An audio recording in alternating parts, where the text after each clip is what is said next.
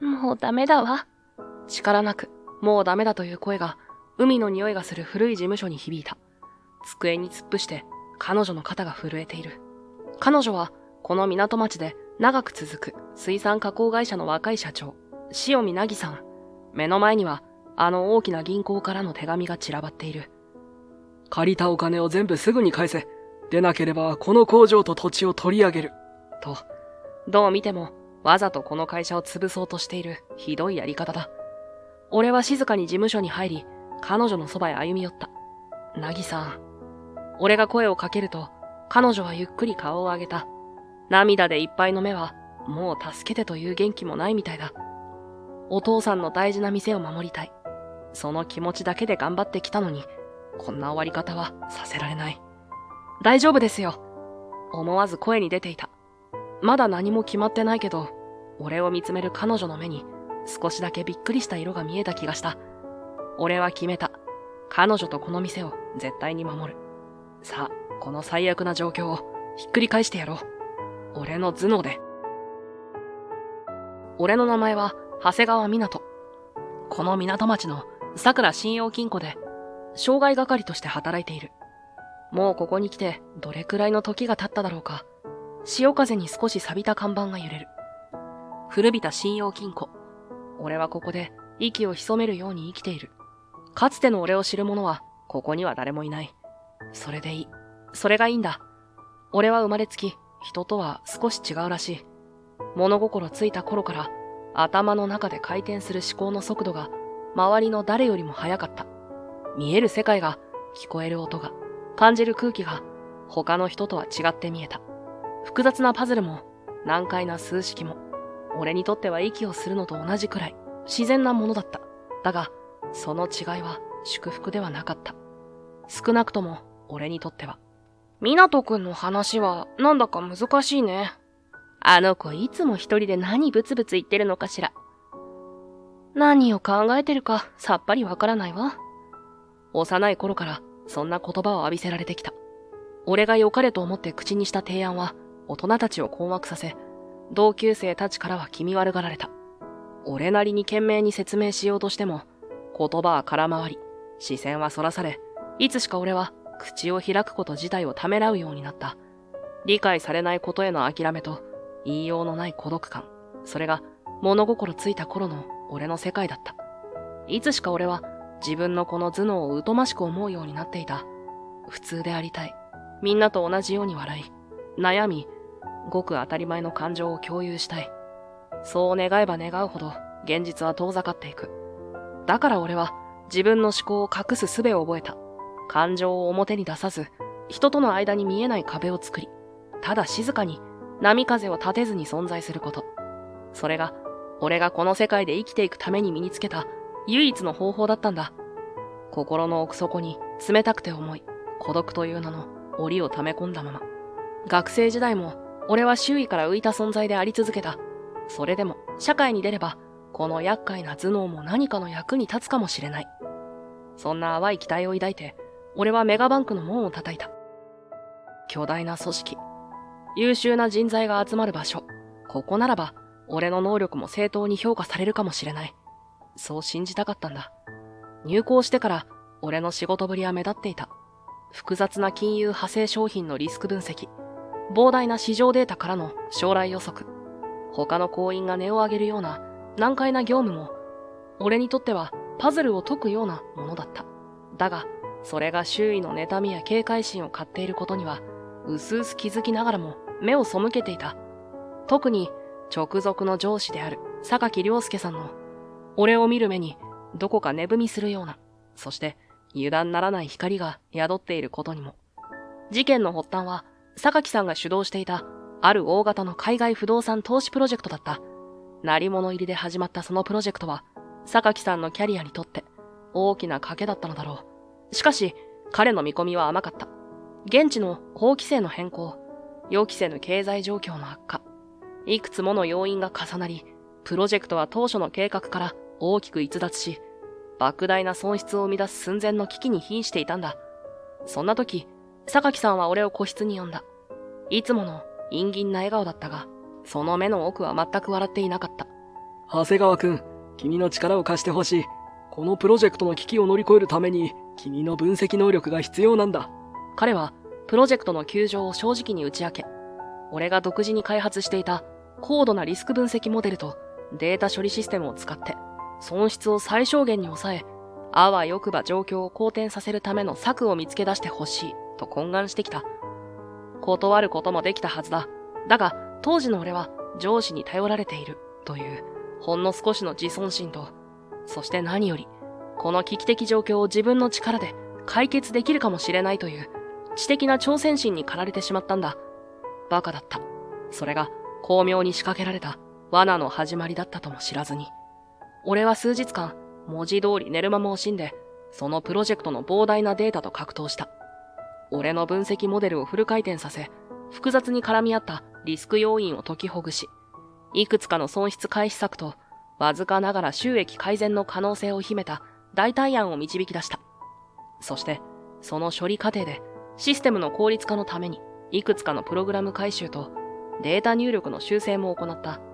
もちろん、すべてはプロジェクトを救うため、良かれと思ってやったことだ。俺はその分析結果と改善策をまとめ、榊さんに報告した。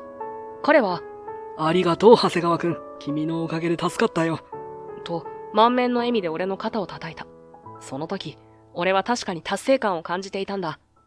だが、その数日後、悪夢は突然始まった。内部監査部の人間が何の前触れもなく俺の部署にやってきた。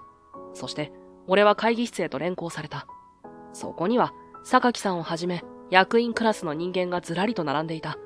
重苦しい空気。誰もが冷たい目で俺を見ていた。長谷川くん、君が行った不正な取引について説明してもらおうか。監査部長が冷徹な声で切り出した。不正な取引？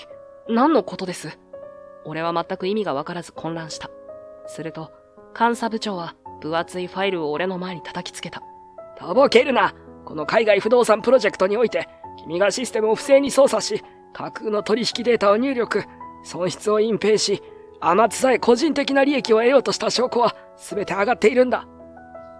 ファイルには、俺が到底見覚えのない取引記録や、俺の ID でシステムが操作されたとされるログ、そして、俺が榊さんに提出した分析レポートの一部があたかも不正を隠蔽するための偽装工作であるかのように悪意を持って編集されたものが含まれていた。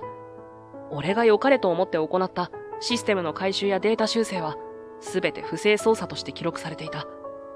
そんな、これは違います。私は榊さんの指示でプロジェクトの損失を回避するために分析と改善を行っただけで、俺は一生懸命に訴えた。榊さんの方を見た。彼は信じられないことに悲痛な表情で首を横に振っていた。長谷川くん、残念だよ。君を信頼していたのに、まさか君がこんな大それたことを企んでいたとは。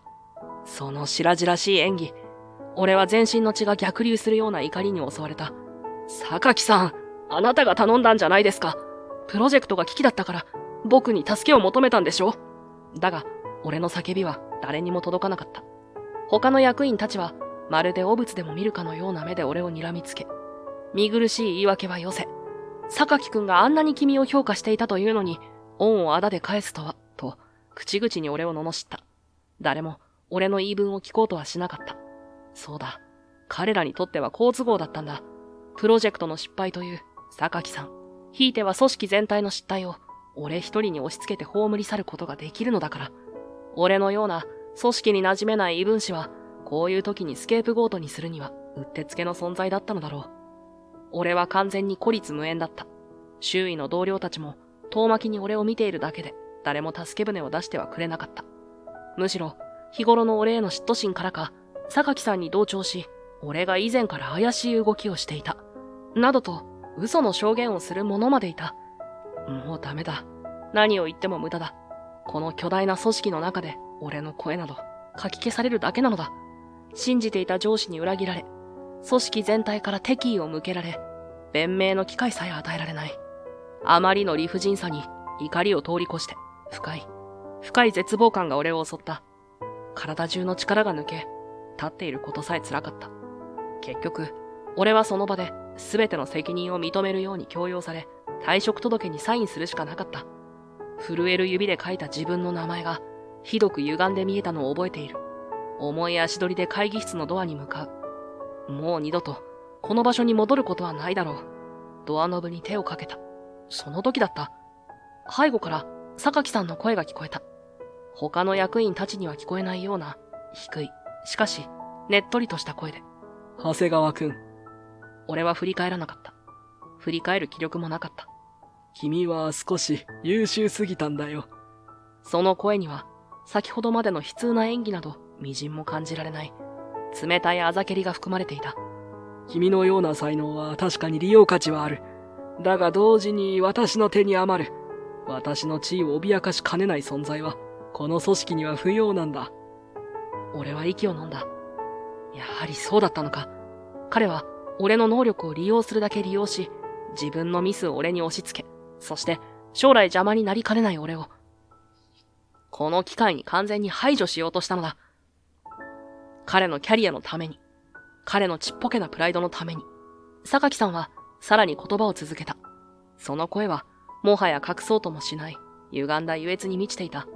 まあ、君のおかげで私のプロジェクトでの小さな失敗は帳消しになり、それどころかこの危機を乗り越えた功労者として、私はさらに大きなチャンスをつかむことができそうだ。感謝しているよ。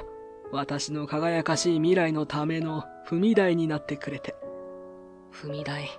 その言葉が鋭いナイフのように俺の胸に突き刺さった。怒りで目の前が真っ赤になる。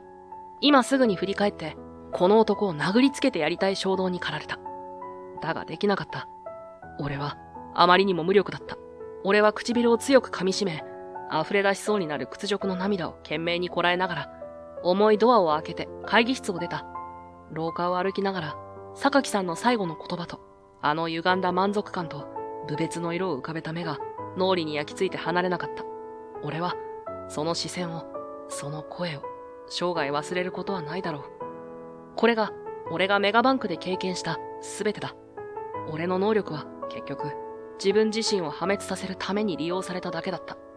人間とは、組織とは、これほどまでに醜く、残酷なものなのか。この経験が俺の心を深く傷つけ、人間不信の塊にしてしまったんだ。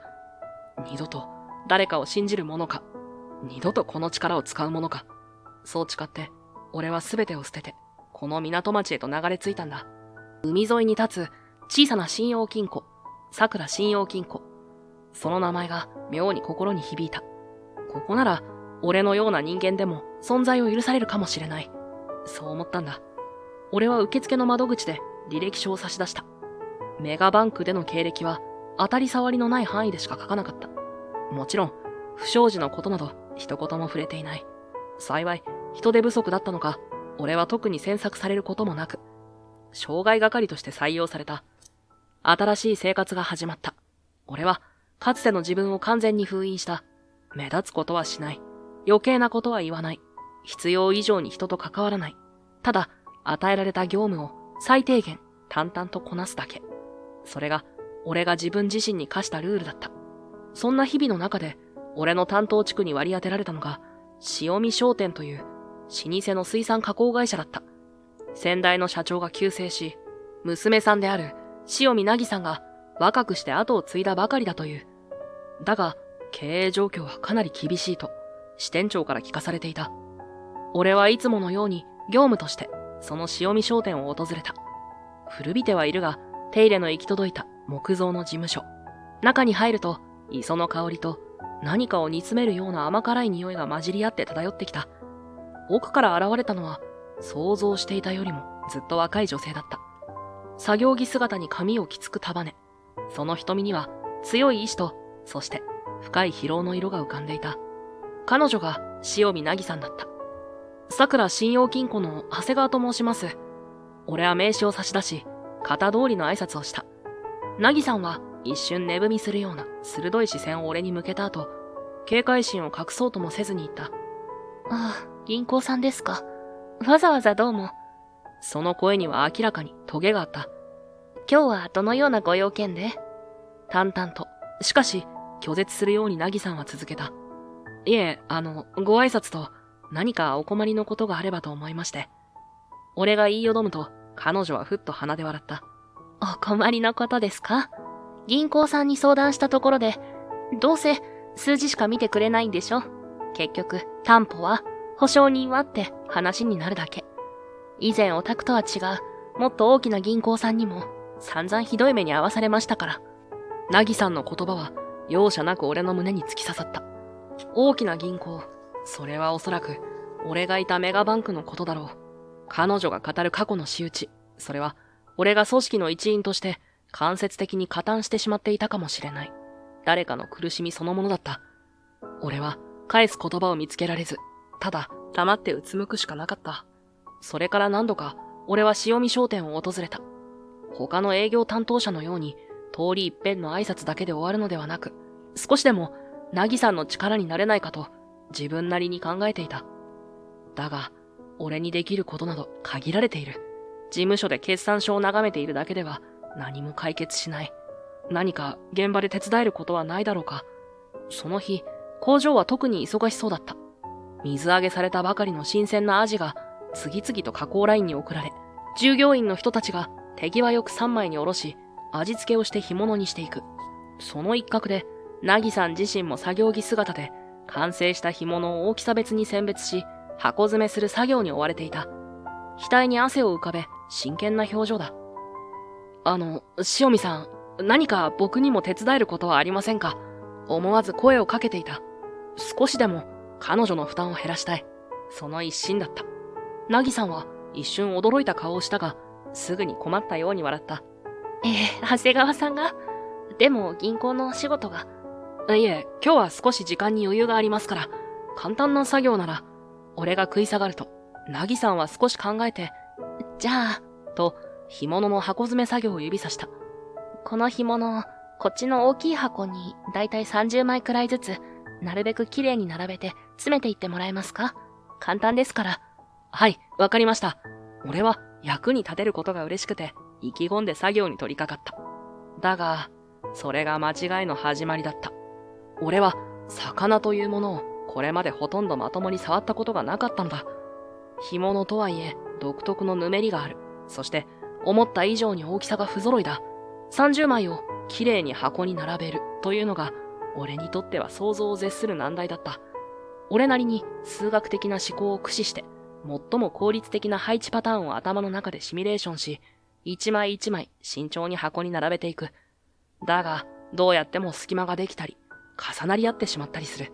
焦れば焦るほど、干物が手から滑り落ちそうになる。気づけば、俺のワイシャツの袖は、魚の油で汚れ、額からは冷や汗が流れていた。周りの従業員のおばちゃんたちが、クスクス笑っているような気もする。よし、できた。ようやく一箱詰め終え、達成感とともに凪さんの方を向いた。その時だった。凪さんが突然お腹を抱えて笑い出したのだ。俺が一生懸命な形相で、まるで精密機械でも扱うかのように、干物と格闘していた姿がよほどおかしかったらしい。俺が詰め終えた箱を見て、さらに笑いは止まらない。長谷川さん、何ですかその詰め方。干物が全部同じ方向を向いて、直立不動みたいになってるじゃないですか。しかも、30枚って言ったのに、きっちり32枚入ってるし、几帳面すぎますって。俺は凪さんに笑われたことに、一瞬カッと頭に血が昇りそうになった。だが、彼女の笑い声は、馬鹿にするような響きではなく、とても明るく楽しそうで、屈託がなかった。その太陽のような笑顔を見ているうちに、俺の怒りはいつの間にか戸惑いと、そして、ほんの少しの安堵感に変わっていた。すみません。どうも不器用で。俺は顔を真っ赤にしながらうつむいた。銀行の仕事ならどんな複雑なデータ分析もこなせる自信はあるのに、こんな簡単な作業一つまともにできないなんて。いいんです。いいんです。手伝ってくれようとした気持ちが嬉しいですから。凪さんはまだ笑いをこらえながらも優しく言ってくれた。でも長谷川さんって本当に面白い人ですね。銀行の人ってもっとお堅くて冗談も通じない人たちばっかりだと思ってました。あの不格好な干物の箱詰めが俺たちの間にあった見えない壁を取り払ってくれたのかもしれない。凪さんの屈託のない笑顔に見送られ、俺は少し照れくさいような、でも温かい気持ちを抱えながら塩見商店を後にした。夕暮れ時の桜信用金庫に戻ると、ちょうど支店長が帰り支度をしているところだった。お疲れ様です。俺が声をかけると、支店長は顔を上げ、すぐに眉を潜めた。おう、長谷川くんお帰り。なんか今日、やけに魚臭くないか。どこかで一杯やってきたのか。支店長は冗談めかして俺の顔を覗き込んだ。確かに自分でも気づかないうちに干物の匂いが染みついていたらしい。ああ、いえ、そういうわけでは。俺は少し赤くなりながら正直に答えた。今日、塩見商店さんで、人手が足りていないようだったので、少しだけ干物の箱詰め作業を手伝わせていただきまして、それで匂いが移ってしまったようです。すみません。銀行員が、しかも障害担当が取引先で作業を手伝うなんて普通はありえないことだろう。ましてや、メガバンクでは考えられない。怒られるかもしれない、と少し身構えた。ところが、支店長の反応は予想外のものだった。彼は一瞬、ポカンとした顔をしたが、すぐにほーと感心したようにうなずいた。塩見さんとこの手伝いよ。アジの干物か。あそこのはうまいんだよな。そうかそうか。ご苦労さんだったな。そしてにやりと笑うと、俺の肩を軽く叩いた。いや、それでいいんだよ、長谷川くん。それでいいんだ。支店長は窓の外に広がる港の景色に目をやりながら、しみじみと続けた。俺たち信用金庫の仕事はな、ただデスクに座って難しい計算をしたり、金を右から左へ動かしたりするだけじゃないんだ。こうやって実際に取引先の現場に足を運んで、泥にまみれて汗を流して、時には経営とは直接関係ないような、こういう手伝いだってする。そうやって、そこの人たちと同じ目線で物事を見て、初めてわかること。気づける信頼ってもんがあるんだよ。支店長はふっと息をつくと、俺に向き直った。立派なスーツ着て、難しい金融理論を振りかざすだけが仕事じゃない。特に俺たちのような地域の新金はな、メガバンクのエリートさんたちには真似のできねえ働き方だ。よくやったな、長谷川くん。その調子でしっかり塩見さんを支えてやれ。そのぶっきらぼうだが温かい言葉に、俺は胸が熱くなるのを感じた。メガバンク時代には、決して聞くことのなかった言葉だ。効率や数字だけではない。人と人とのつながりを大切にする働き方。それが、この桜信用金庫の、そして、支店長の考え方なのだ。自分のしたことが、ただのおせっかいではなく、ここで働く人間として肯定されたこと。それがたまらなく嬉しかった。俺は、この場所でなら、本当に人の役に立てるかもしれない。そんな希望が、また少し、心の中に灯った気がした。支店長の、それでいいんだ、という言葉は、俺の中で大きな意味を持っていた。これまで自分の能力を隠し、人との関わりを避けてきた俺にとって、それは新しい働き方、新しい生き方への許可証のように感じられたのだ。それからの俺は、以前にも増して、塩見商店に足を運んだ。支店長の言葉通り、同じ目線に立つことを心がけた。なぎさんが忙しそうにしていれば、何か手伝います、と声をかけ、工場で従業員の人たちが困っている様子を見れば、ぎこちないながらも手伝いを申し出た。もちろん、干物の箱詰めのように失敗することも多かったけれど、その度になぎさんや時には従業員のおばちゃんたちにも笑われながら、少しずつ俺はこの場所に溶け込んでいっているような気がした。俺が持参した専門的な経営分析の本をなぎさんが休憩時間に熱心に読んでいるのを見かけることもあった。そんな日々がしばらく続いたある日のことだ。二人で事務所の古い木のテーブルを挟んで缶コーヒーを飲んでいた時だった。なぎさんがふと遠い目をしてつぶやいた。ここをね、父がすごく大事にしてたんです。この工場も従業員の人たちも、この港町の風景も、だから私も絶対に守りたい。どんなに苦しくても。その瞳には強い決意の色が宿っていた。しかし、すぐにその表情は曇り、深いため息に変わった。でも、やっぱりあのメガバンクのことがどうしても頭から離れないんです。俺はなぎさんが以前、メガバンクにひどい目に遭わされたと話していたのを思い出した。だが、その具体的な内容はまだ聞いていなかった。俺が黙って続きを促すと、なぎさんはぽつりぽつりと、その辛い記憶を語り始めた。それは、彼女がまだ学生だった頃、先代であるお父さんが社長だった時代の話だった。あの頃、うちちょっと経営が苦しい時期があったんです。不良が続いたり、取引先の都合で大きな注文がキャンセルになったりして、それで感動銀行に追加の融資をお願いに行ったんです。父と一緒に私もついていきました。なぎさんの声が少し震えている。でも、担当者の態度はものすごく冷たかった。父が会社の状況や今後の立て直しの計画を一生懸命に説明しているのに、その人は腕組みしたまま、鼻で笑うような感じで聞いていて、そして言ったんです。塩見さん、あなたの会社にもう将来性はありませんよ。担保価値も低いし、融資なんてとんでもないって。彼女はぎゅっと拳を握りしめた。それだけじゃない。経営者としての能力がないんじゃないですかとか、そもそもあなたみたいな人が社長やってるから会社が傾くんですよとか、父の人格まで否定するような言葉を平気で、父はプライドを捨てて何度も何度も頭を下げていたのに、結局融資は断られたどころか、それまで借りていた分まですぐに返すようにって一方的に。いわゆる貸し剥がしだ。しかも担当者の態度はあまりにも非常で侮辱的だった。あの時の父の悔しそうな、情けないような顔。そしてあの銀行員の私たちを虫けらでも見るような冷たい目。それが今でも忘れられないんです。だから銀行の人、特にエリートっぽい人を見るとどうしても警戒してしまう。ごめんなさい。長谷川さんにも最初は失礼な態度をとってしまって。なぎさんの目には涙が溢れていた。彼女の銀行への不信感の根源には、こんなにも深く辛い傷があったのだ。俺は言葉を失った。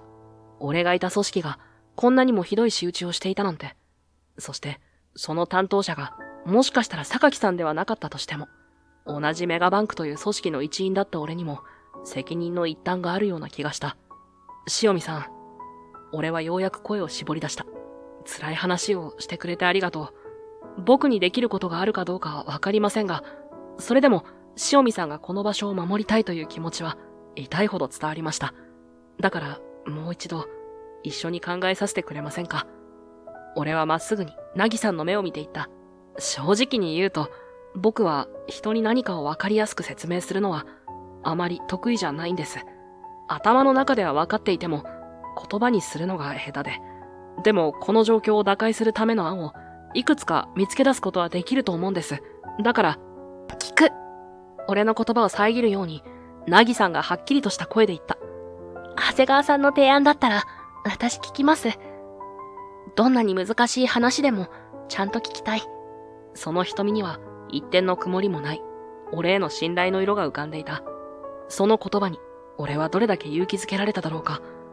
俺はその夜、桜信用金庫の自分のデスクで、そして家に持ち帰ってからも、ほとんど徹夜で、塩見商店の財務データ、販売記録、市場動向、そして、あの土地に関する断片的な情報まで、ありとあらゆる角度から分析を続けた。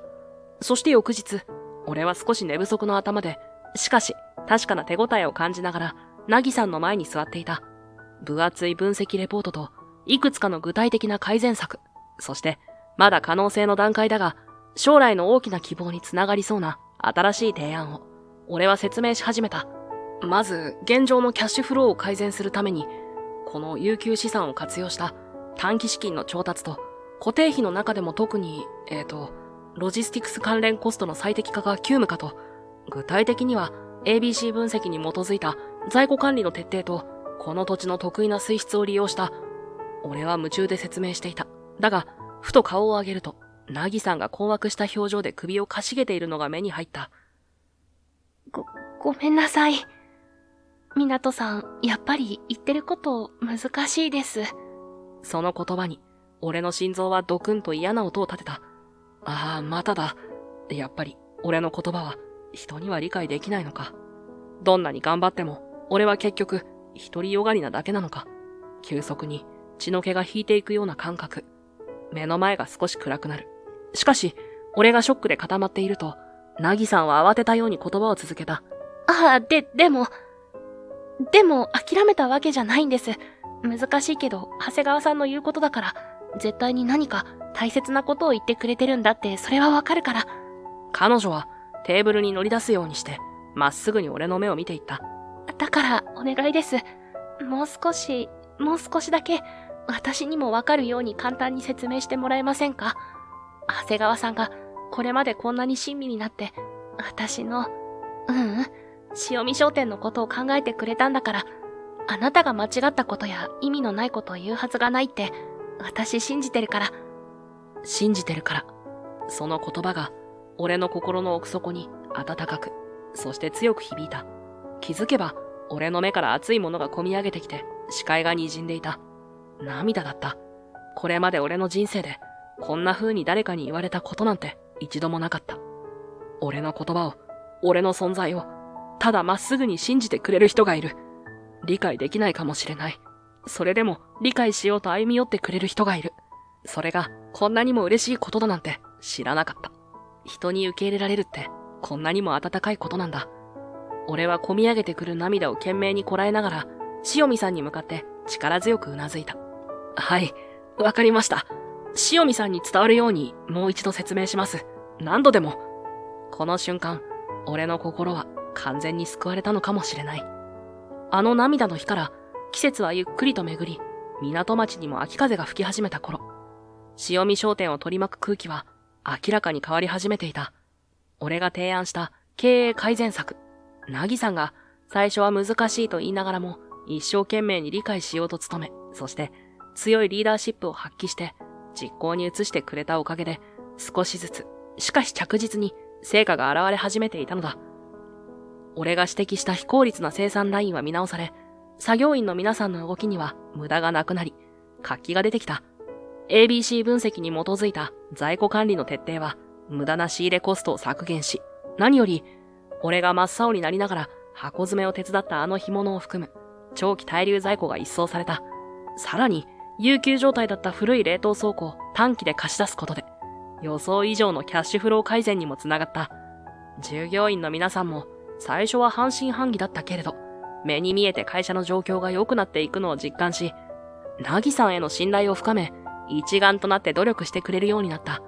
特に、以前はなぎさんに反発していた、番頭の浜田さんが、今では誰よりも熱心になぎさんの指示に従って、現場を走り回っている姿を見たときは、俺も胸が熱くなった。そして先月、ついに、月次の決算で、塩見商店の収支は黒字に転じたのだ。何年ぶりかの黒字達成。その報告を受けた時の、なぎさんの輝くような笑顔と、事務所に響いた従業員さんたちの歓声は、俺の心に深く刻まれた。やったわ。港さんのおかげよ。なぎさんは喜びのあまり、思わず俺の手を強く握りしめてきた。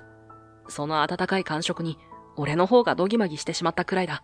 そんな日々の中で、俺となぎさんの呼び方も、いつしか自然と変わっていた。港さん、このデータちょっと見てもらえますか？なぎさん、この間の件ですが、最初は少し照れくささもあったけれど、今ではすっかり定着していた。下の名前で呼び合うことで、俺たちの間の距離は仕事上のパートナーというだけでなく、もっと個人的で親密なものへと変わっていっているのを感じていた。もちろん、俺の中に彼女への特別な思いが芽生えていることは、自分でも気づいていたけれど、それを口に出す勇気はまだなかった。一方、桜信用金庫での俺の立場も少しずつ変化していた。塩見商店の経営改善という具体的な実績は、俺の能力を証明する何よりの証拠となった。以前は、あのメガバンク崩れの変わり者と、遠巻きに見ていた同僚たちも、今では、長谷川さんの分析はすごい。困った時は、長谷川さんに相談すれば間違いない、と、俺を頼りにしてくれるようになった。支店長も、そんな俺の働きぶりを目を細めて見てくれていた。長谷川くん、君がうちに来てくれて本当によかったよ。君の力はこの新金にとって、いや、この町にとって大きな財産だ。そう言って、俺に地域活性化に関する新しいプロジェクトの企画立案を任せてくれるようになったのだ。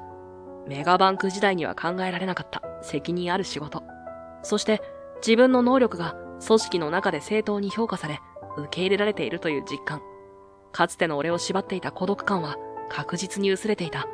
桜信用金庫の仲間たち、そしてなぎさんをはじめとする塩見商店の人々。俺には今、信頼できる人たちがいる。自分の居場所がある。そう思えることが、どれだけ俺の心を軽くし、前を向かせてくれているか。なぎさんと、この町の人々と、そして、桜信用金庫の仲間たちと共に、どんな困難にも立ち向かっていける。そんな確かな手応えを感じ始めていた。塩見商店の業績が上向き、なぎさんの笑顔を見る機会が増え、俺自身も桜信用金庫での居場所を見つけつつあった。港町に吹く秋風が心地よく感じられる。そんな穏やかな日々が続いていた。このまま少しずつでもいい方向へ進んでいけるのではないか。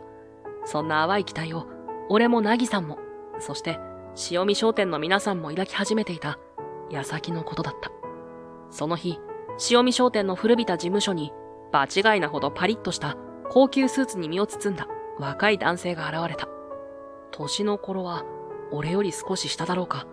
爽やかな笑顔を浮かべ、丁寧な物腰で名刺を差し出した。はじめまして、潮見社長。私、関東銀行本店地域戦略部の田中と申します。関東銀行。俺がいた、あのメガバンクだ。しかも本店のエリート部署。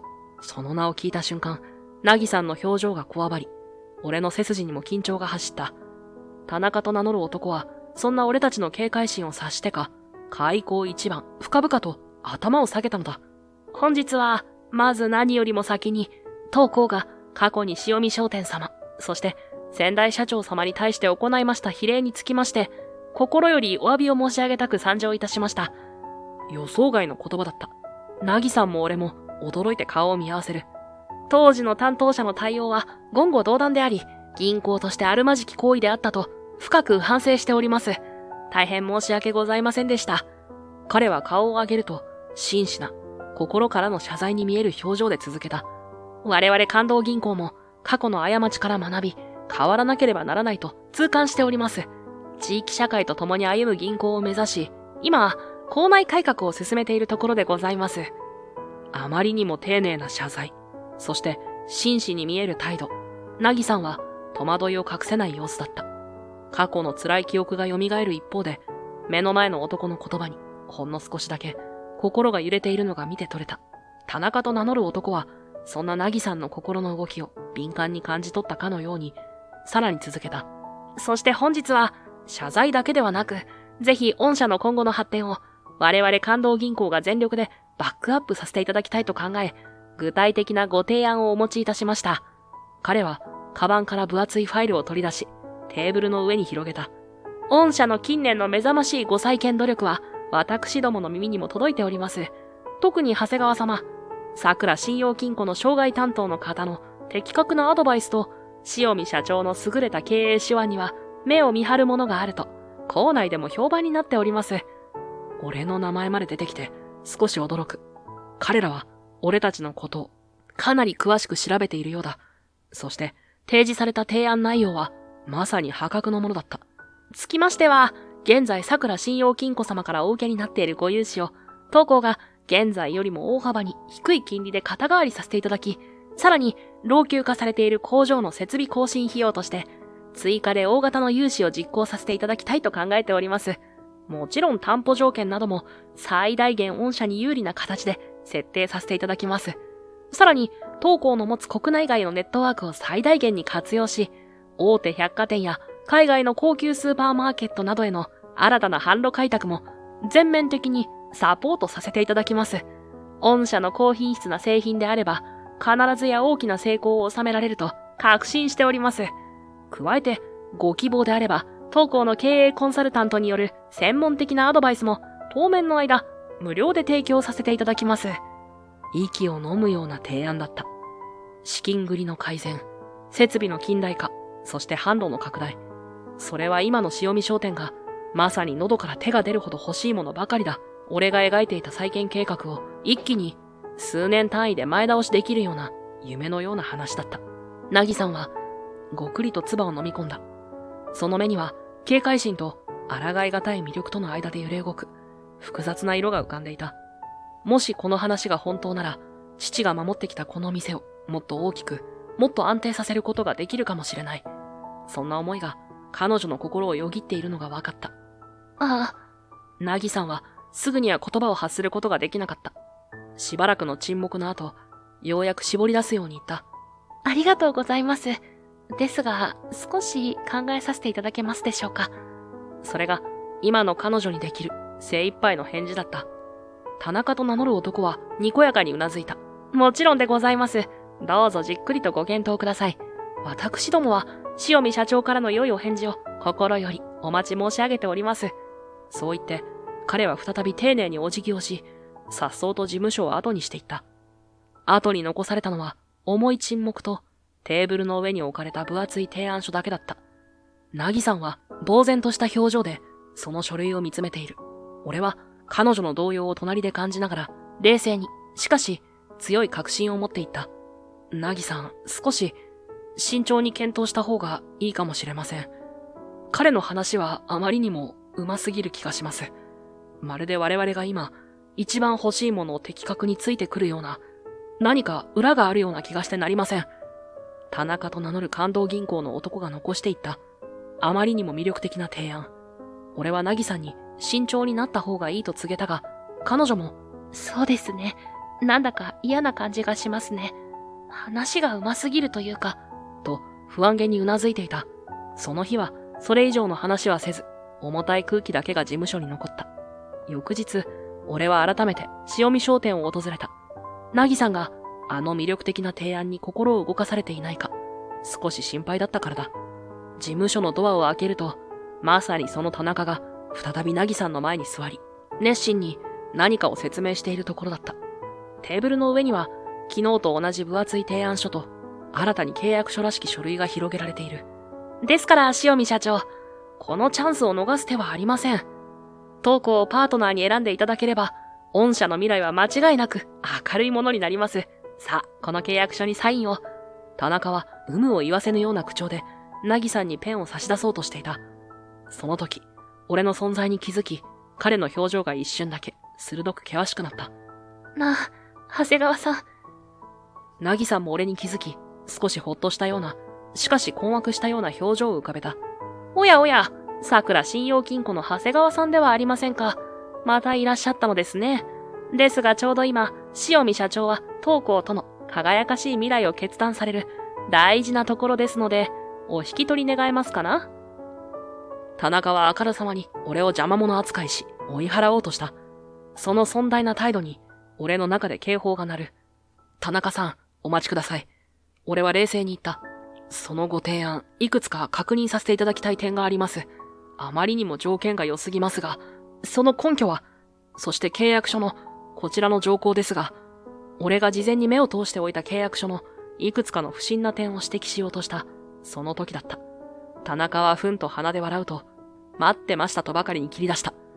長谷川さん、あなたに当校の契約内容をあれこれ詮索される筋合いはありませんな。それよりも塩見社長、この男の言うことをあなたはまだ信じるおつもりですか。彼は芝居がかった仕草で、カバンから数枚の書類を取り出した。塩見社長、実はこの長谷川さん、何を隠そう、あなたのお父様があのような辛い目に遭われた、あの関東銀行の元行員なのですよ。その言葉に、ナギさんの顔からさっと血の気が引いた。ずっと言えなかった。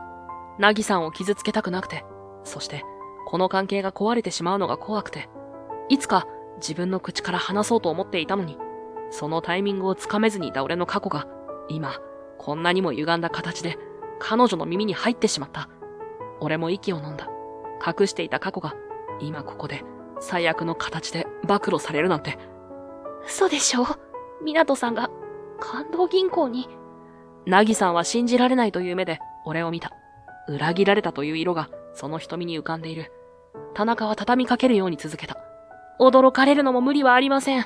彼はその事実を隠してあなたに近づいていたのですから、そしてさらに驚くべき事実があるのですよ。彼はある書類をナギさんの目の前に突きつけた。あなたのお父様の融資が最終的に否決された際、その担当部署におり、決定に深く関わっていたのが、この長谷川湊。その人なのです。そんな、嘘よ。ナギさんはショックでよろめきそうになった。俺が、塩見さんのお父さんの融資否決に関わるなんて、そんなこと、天地がひっくり返ってもありえない。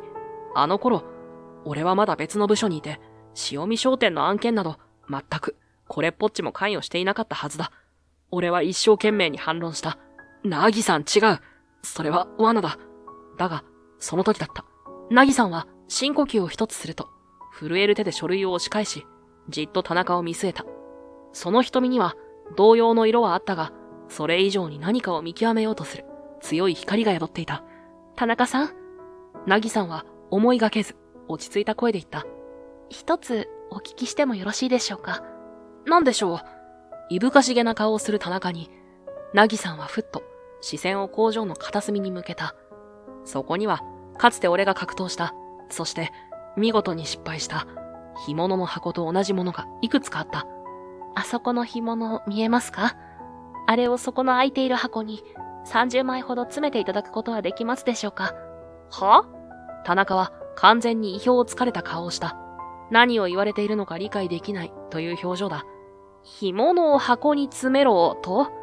塩見社長、あなたは私を、この感動銀行の田中を馬鹿にしているのですか？なぜ私がそんな雑用のようなことをしなければならないのです。時間の無駄ですな。彼はあからさまな侮蔑の色を浮かべて吐き捨てるように言った。プライドの高い彼にとってそれは耐え難い屈辱に感じられたのだろう。その瞬間、なぎさんの迷いは完全に消え去ったようだった。彼女はきっぱりとした強い意志のこもった声で言った。そうですか。わかりました。田中さん、あなたとの契約はお断りさせていただきます。今度は田中が絶句する番だった。なぎさんは俺の方をまっすぐに見つめると、少し涙ぐみながら、しかし、はっきりとした声で続けた。港さんは、長谷川さんは、あの時汗水流して、一生懸命あの干物を詰めてくれました。ものすごく不器用でしたけど、少しだけ、いたずらっぽい笑みが彼女の口元に浮かぶ。でも彼は、私たちのために同じ目線に立とうとしてくれたんです。田中さん、あなたにはそれができますか？私は立派な肩書きや耳障りのいい言葉だけを信じるつもりはありません。私は不器用でも誠実に人と向き合おうとしてくれる港さんを信じます。なぎさんのその言葉、それは俺がこれまで誰からもかけてもらったことのない最高の信頼の言葉だった。田中は怒りと屈辱に顔を歪ませ、いまいましげに俺となぎさんを睨みつけた。結構。ですが、塩見社長。あなたは、そしてあなた方は必ず後悔することになるでしょう。我々感動銀行を敵に回したことを骨の髄まで思い知らせてやりますよ。そう捨て台詞を残し、田中は契約書を乱暴に掴むと、足早に事務所から去っていった。バタンと閉まるドアの音がやけに大きく響いた。後に残されたのは静寂と感動のあまり、まだ涙を止められずにいる俺と、少し照れたように、しかし、きっぱりとした強い意志を宿した表情で俺を見つめるなぎさんだった。俺は慌てて手の甲で涙を拭った。嬉しいのに涙が止まらない。こんな経験は初めてだった。すみません。なんだかしどろもどろになりながら、俺は今度こそなぎさんを守り抜かなければと決意を新たにし、つい真面目な顔で言ってしまった。さっきは田中さんにうまく言い返せなくてすみませんでした。もっと相手の矛盾点を的確について、グーの音も出ないくらいに論破できるように、次回までにしっかり練習しておきますので、俺のどこかずれた決意表明に、なぎさんは、ふふっと小さく笑みを漏らした。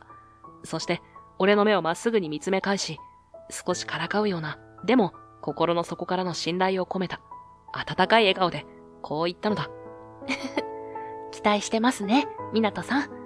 なぎさんのその一言と、温かい笑顔は、俺に大きな勇気を与えてくれた。感動銀行の田中は捨て台詞を残して去っていったが、俺たちの絆は揺るがなかった。だが、これで終わりでないことも、俺たちは覚悟していた。案の定、数日後、感動銀行からの報復は予想もしない。そして、陰湿極まりない形で始まった。塩見商店に裁判所からの通知書が届いたのだ。内容は、連帯保証債務履行請求に関するもの。感動銀行が、なんと、なぎさんの亡くなったお父さんが社長だった時代、それももう10年以上も前に完済したはずの古い設備投資に関する融資の連帯保証人として、塩見商店に対して莫大な遅延損害金を含む債務の支払いを求めるというものだった。請求されている金額は遅延損害金が雪だるま式に膨れ上がり、今の塩見商店では到底支払える額ではなかった。弁護士に相談しても打つ手なし。提示された書類には不審な点が多いものの、決定的な反証がない限り、法的には感動銀行の主張が通ってしまう可能性が高いという。支払い期限は刻一刻と迫っていた。このままでは工場も土地も全てが差し押さえられてしまう。事務所のドアを静かに開けると、衝撃的な光景が目に飛び込んできた。ナギさんが床に力なく座り込み、虚空を見つめていたのだ。その口から、どうしよう。もう終わりだわ。という、か細い、絶望に満ちた声が漏れたのが聞こえた。その姿に胸が締め付けられる。俺はゆっくりと彼女に近づき、その前にそっと膝をついた。湊さん。ナギさんは力なく俺を見上げた。その瞳にはもう何の光も宿っていないように見えた。ごめんなさい。私もうダメみたい。俺はそんな彼女の肩にそっと手を置いた。そして静かに、しかし絶対的な自信を込めて告げた。大丈夫ですよ、ナギさん。え？ナギさんは俺の言葉の意味が理解できず、ただ呆然と俺の顔を見つめ返した。大丈夫。何が、この絶望的な状況の一体どこが大丈夫だというのか。俺が何か根拠のない気休めを言っているのだと、そう思ったのかもしれない。俺はそれ以上何も言わず、ただナギさんのそばに静かに座っていた。翌朝、事態は誰も予想しなかった形で劇的に動き出した。テレビをつければ、すべてのチャンネルが同じニュースをトップで報じていた。速報、関東銀行榊良介、地域統括支店長を不正融資及び特別背任の容疑で逮捕。関東銀行に激震、組織ぐるみの不正隠蔽か、金融庁が異例の強制調査へ。榊支店長の音声入手、中小企業への違法な取り立て指示を生々しく記録。画面には、憔悴しきった表情で、検察庁の建物へと連行されていく、榊の姿が大写しになっていた。ネットニュースも SNS も、この話題で持ちきりだった。関東銀行の株価は、取引開始直後から売り注文が押し寄せ、大暴落。本店前には、前日以上の報道陣が詰めかけ、怒号とフラッシュの嵐となっていた。何これ。ナギさんは、テレビ画面に映し出される光景を、信じられないという顔で見つめていた。昨日まで、自分たちを絶望の淵に突き落とした張本人が、一夜にして、奈落の底へと突き落とされている。あまりにも急な展開に、頭がついていかない。湊さん、これって一体どういうことなの？混乱したまま、ナギさんは隣にいる俺に尋ねた。俺はテレビの電源を静かに消すと、ナギさんに向き直り、ようやくすべての計画の真相を語り始めた。すべて、こうなるように仕向けたんです、ナギさん。え？先日田中さんを追い返した後、僕はずっと嫌な予感がしていました。あの提案の仕方、塩見商店の内情への詳しさ、そして最後に僕の過去を暴露した手口。あれは、ただの一担当者の判断とは思えませんでした。だから、関東銀行側の動きと、田中という男の背後関係を徹底的に探ってみたんです。俺は声のトーンを少し落として続けた。調べていくうちに、信じたくない、ある人物の名前が浮かび上がってきました。榊良介。かつて、僕が関東銀行にいた頃の直属の上司で、僕を陥れて銀行から追い出した因縁の相手です。彼は今、関東銀行の地域統括支店長という地位にあり、この港湾地区の再開発計画の責任者でもありました。今回の塩見商店への一連の仕掛けは、すべて彼の指示によるものだと確信したのです。ナギさんは息を飲んだ。だから僕は、この事態を予測していました。榊良介という男は、自分の目的のためなら、必ず非常な手段で報復してくると。そして、彼に立ち向かうためには、彼自身に決定的な悪事を働かせ、その証拠をつかむ必要があったのです。俺は、なぜ関東銀行の動きを、泳がせていたのかを説明した。田中を追い返しただけでは、榊は痛くも痒くもない。むしろ別の、もっと巧妙な罠を仕掛けてくるだけです。彼を本当に追い詰めるには、彼が直接手を汚し、違法行為に手を染めたという、動かぬ証拠が必要でした。だから、あえて彼らを刺激し、焦らせ、今回の連帯保証債務履行請求という無理筋で違法性の高い手段に打って出させたのです。そんな、じゃあ今回の請求は？はい。すべて榊をおびき出すための罠でした。もちろんナギさんや塩見商店を危険にさらすわけにはいきませんから、万全の対策は講じていました。あの請求が無効であることを証明する法的準備、証拠の保全、そして何より、俺は一枚の IC レコーダーを取り出した。今回の法的措置が榊亮介本人の指示によるものであることを示す、決定的な証拠をつかむことができました。俺は少し声を潜めて続けた。感動銀行のような巨大な組織の中にも、榊さんの強引で非常なやり方を快く思っていない人はいたようです。その方がご自身の危険も顧みずに、この決定的な証拠となる音声を提供してくれたのです。匿名でしたが、その勇気ある行動がなければ、榊本人を追い詰めることは難しかったかもしれません。そう。どんなに腐敗した組織に見えても、そこには必ず良心や正義感を持ち続ける人がいる。その小さな、しかし確かな光が、今回の反撃の大きな鍵となったのだ。これは、榊が部下に対して、今回の違法な請求を強行するように、具体的に指示している音声記録です。彼は、自分が安全な場所から指示を出しているつもりだったのでしょうが、その会話は、協力者を通じて、すべてこちらで記録させてもらっていました。これで、彼の関与は完全に証明され、言い逃れはできません。俺は、さらに続けた。この音声記録と、私が集めた榊の過去の不正行為の証拠、そして、塩見商店の土地の本当の価値を示す調査結果。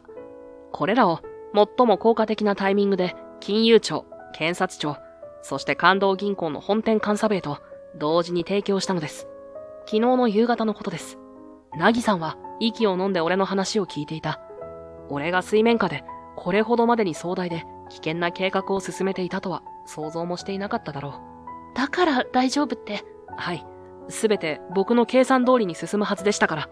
榊が逮捕され、感動銀行が社会的な制裁を受ければ、塩見商店への不当な請求も、自然と取り下げられることになるでしょう。俺の言葉通り、その日の午後には、感動銀行の代理人弁護士から、塩見商店への請求を取り下げる旨の連絡が入った。そして後日、感動銀行の頭取自らが、塩見商店を訪れ、これまでの非礼と損害について、正式に謝罪と賠償を行うことになったのだ。嵐は完全に過ぎ去った。塩見商店は守られ、榊亮介という巨悪は白日のもとに引きずり出され、法の裁きを受けることになった。すべてが解決した後、事務所で二人きりになった時、凪さんは改めて俺の前に向き直った。その瞳には深い感謝と尊敬と、そしてまだどこか信じられないものを見るような不思議な輝きが宿っていた。湊さん。はい。凪さんは少しためらうように、しかしどうしても聞かずにはいられないという表情で尋ねた。やっぱり、あなたって一体何者なんですか？あの計画性も情報収集能力も、冷静な判断力も、普通の銀行員ができることじゃない。あなたは一体。その問いに、俺はふっと息を吐いて、窓の外に広がる穏やかな港の景色に目をやった。もう隠す必要はない。そして、ごまかす必要もない。俺は穏やかな気持ちで、凪さんに向き直り、静かに語り始めた。僕は、昔から少しだけ、人とは違う考え方をするみたいなんです。頭の中で情報が勝手に整理されて、繋がって、答えが見えてしまうことがある。それは、僕にとっては当たり前のことだったんですが、周りの人たちには理解されませんでした。俺はかつての孤独な日々を思い出しながら続けた。この頭脳は、ずっと僕にとっては重荷でした。人との違いを際立たせ、気味悪がられ、時には人を傷つけ、孤立させるだけの呪いのようなものだと本気で思っていたんです。だからずっとこの力を封印して生きてきました。俺の告白を凪さんは黙って聞いていた。そして俺が話し終えると、彼女はとても優しい、慈しむような眼差しで俺を見つめ、強くはっきりと言ったのだ。いいえ、湊さん。それは絶対に呪いなんかじゃありません。彼女の声には揺るぎない確信がこもっていた。少なくとも、私にとっては、それは希望の光そのものでした。あなたのその力がなければ、私は父が残してくれたこの大切な店も、従業員たちの生活も、何もかも失っていたはずです。あなたのその特別な力は、私たちを絶望の淵から救ってくれたんです。それは、紛れもない救いだったんですよ。救い。凪さんのその言葉が、まるで暖かい日差しのように、俺の心の奥底まで染み渡ってきた。これまでずっと自分を縛り付けてきた重くて冷たい鎖が音を立てて砕け散るような感覚。そうか。この力は人を不幸にするだけじゃなかったんだ。大切な人を守るために、困っている人を助けるために使うことができる。使い方次第で、それは呪いではなく祝福にもなり得るんだ。長年俺を災難できた孤独感と自己否定の感覚が、なぎさんのまっすぐな言葉によって完全に溶かされていくのが分かった。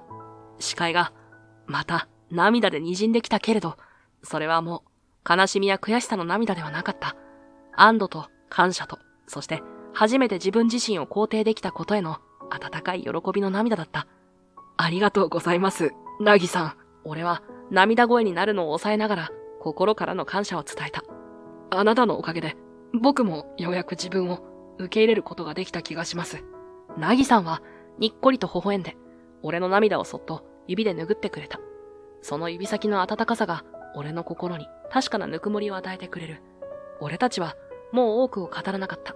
ただ、互いの目を見つめ合い、そこに宿る深い信頼と言葉にならない確かな愛情を感じ合っていた。あれから季節は何度か巡った。俺となぎさん、そして塩見商店はあの激しい嵐を乗り越え、力強く未来へと歩みを進めていた。俺の提案した土地の価値を生かす計画は見事に花開いた。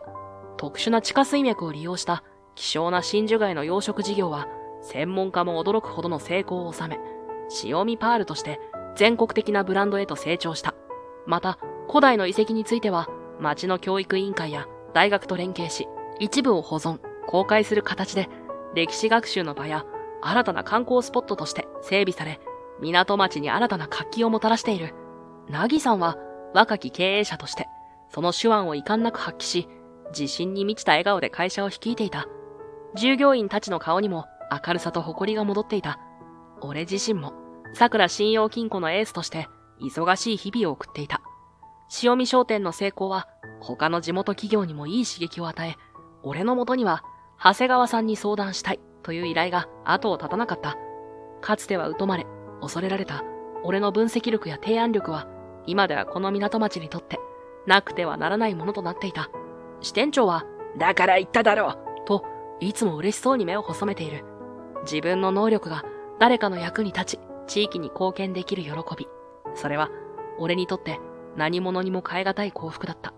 そして俺となぎさんの関係も、あの時芽生えた確かな思いが静かに、しかし深く育まれていた。仕事では最高のパートナーとして互いを支え合い、そして仕事が終われば港の見えるカフェで穏やかな時間を過ごしたり、時には他愛ないことで笑い合ったり、特別な言葉を交わさなくても互いが互いを大切に思い、共に未来を歩んでいきたいと願っていることはもう分かりきっていた。手をつないで夕暮れの海岸を歩く。ただそれだけで満たされた気持ちになれる。そんな温かくて穏やかな愛情が俺たち二人を包んでいた。人は一人では生きていけない。